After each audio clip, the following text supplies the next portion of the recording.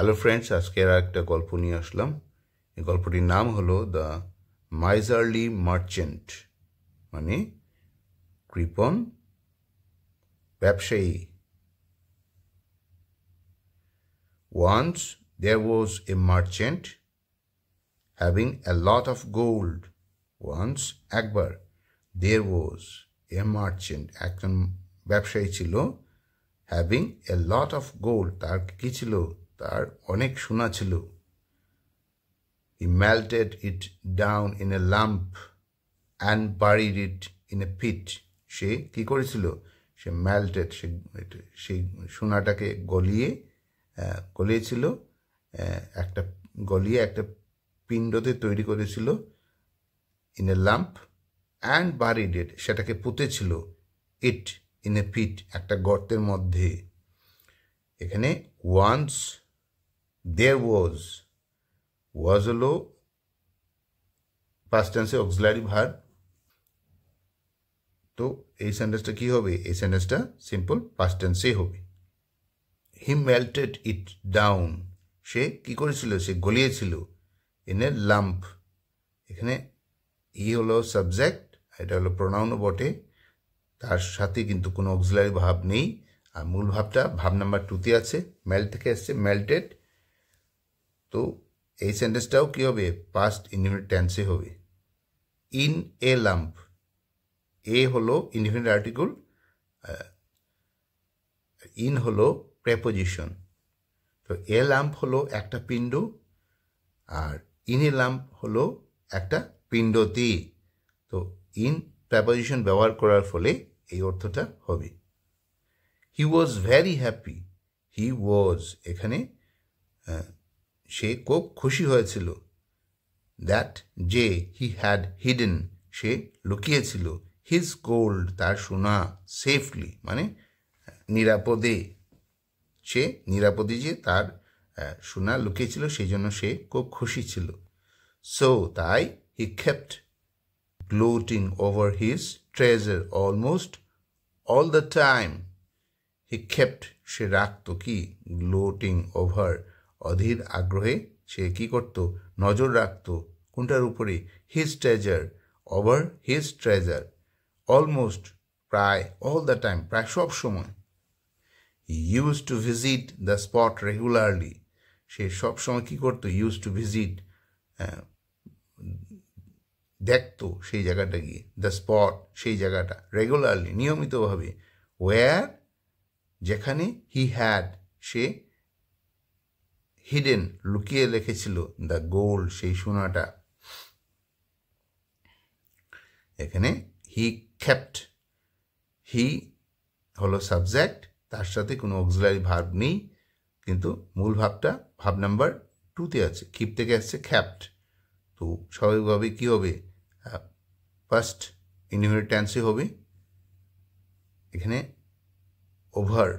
Over his treasure, his treasure হলো তাহার সম্পত্তি বা ধন, আর ওভার হিজ ট্রেজার মানে তার সম্পত্তির ওপরে। ওভার হলো এখানে প্রেপোজিশন, ওভার ব্যবহার করার ফলে এইভাবে অর্থটা হবে। হি হলো এখানে সাবজেক্ট, তার সাথে কোনো অক্সিলারি ভাব নেই, আর এটা প্রোনাউনও বটে, হি। আর মূল ভাবটা ভাব নাম্বার 2তে আছে, ইউজ থেকে আসছে, ইউজড ভাব নাম্বার 2তে আছে। ইউজ টু হলো এটা ফ্রেজাল ভার্ব, এটা ব্যবহারিক অর্থে বোঝায়, সবসময় অভ্যাসগত কোনো কাজ বোঝায়। তো এখানে এই সেন্টেন্সটা কি হবে? এই সেন্টেন্সটা যেহেতু এখানে কোনো অক্সিলারি ভাব নেই আর মূল ভাবটা ভাব নাম্বার 2তে আছে, তো পাস্ট ইনডিফিনিট টেন্সে হবে। ওয়্যার যেখানে, he had hidden the gold.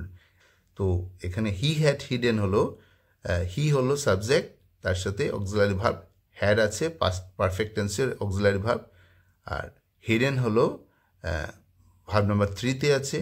তো এই সেন্টেন্সটা এই সেন্টেন্সে এই পোর্শনটা কি হবে? পাস্ট পারফেক্ট টেন্সে হবে। One of his friends was keeping an eye on him, তাদের মধ্যে একটা বন্ধু কি তার মধ্যে মানে তার বন্ধুদের মধ্যে একজন বন্ধু was keeping মানে নজর রাখতো, on him তার উপরে, an ওয়ান ডে এবং একদিন হি ডিসকভার্ড সে আবিষ্কার করেছিল দ্য সিক্রেট সেই গোপন কথাটি সে মানে গোপন ব্যাপারটি সে আবিষ্কার করেছিল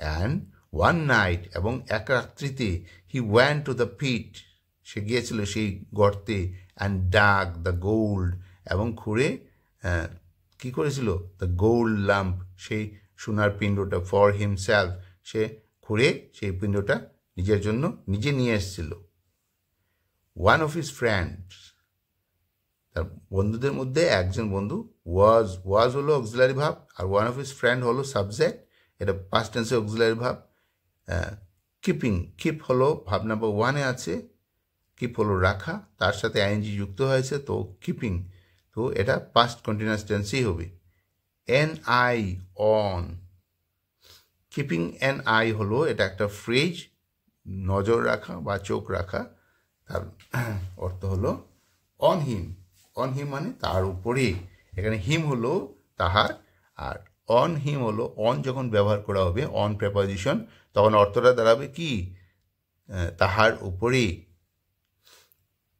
one day he discovered and one day এখানে অ্যান্ড হলো কনজাংশন দুটো সেন্টেন্সকে যুক্ত করেছে ওয়ান ডে প্রথম সেন্টেন্সটা হলো one of his friends was keeping an eye on him আর এরপরের সেন্টেন্সটা one day he discovered the secret এখানে অ্যান্ড যুক্ত করেছে বাকি আরেকটা সেন্টেন্সকে এখন বাকি সেন্টেন্সটা হলো one day he discovered he হলো সাবজেক্ট আর সাবজেক্টের সাথে কোনো অক্সিলারি ভাব নেই তো মূল ভাবটা ভাব নাম্বার 2তে আছে ডিসকভার থেকে আসছে ডিসকভার্ড তো এই বাকি পোর্শনটা কি হবে এটা পাস্ট ইনডিফিনিট টেন্সে হবে এখানে সিক্রেট আমরা জানা আছে যে সিক্রেটটা কি ব্যাপার তো এখানে সিক্রেটের আগে কি লেখা আছে সিক্রেটের আগে কি লেখা আছে দা লেখা আছে তো দাটা হলো ডেফিনিট আর্টিকেল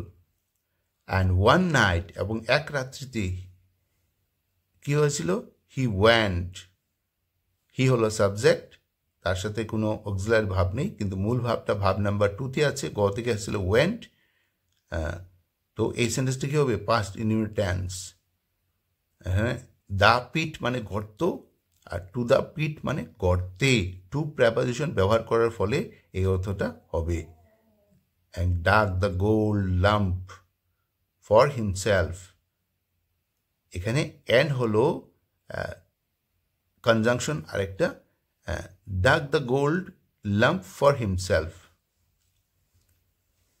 সে প্রথম পোর্শনটা হলো one night and one night he went to the pit আর বাকি পোর্শনটা হলো dug the gold lump for himself সে গিয়েছিল সেই গর্তে এবং খুঁড়েছিল সেই সোনার পিণ্ডটা তার নিজের জন্য বাকি পোর্শনটাতে কী হয়েছে ডিক থেকে আসছে ডাক ভাব নাম্বার 2তে আছে যেহেতু আমরা পেয়েছি হির সাথে কোনো অক্সিলারি ভাব নেই তো এই পোর্শনটাও পাস্ট ইনডিফিনিট টেন্সে হবে on his next visit to the spot তার পরের মানে ভিজিটে মানে যখন সে গিয়েছিল সেখানে সেই মালিক যে সোনাটা রেখেছিল লুকিয়ে দ্য মার্চেন্ট সেই ব্যবসায়ী ল্যামেন্টেড বিলাপ করেছিল দুঃখে অন ফাইন্ডিং পেয়ে নো গোল্ড ওভার দেয়ার কোনো সোনা ছিল না সেখানে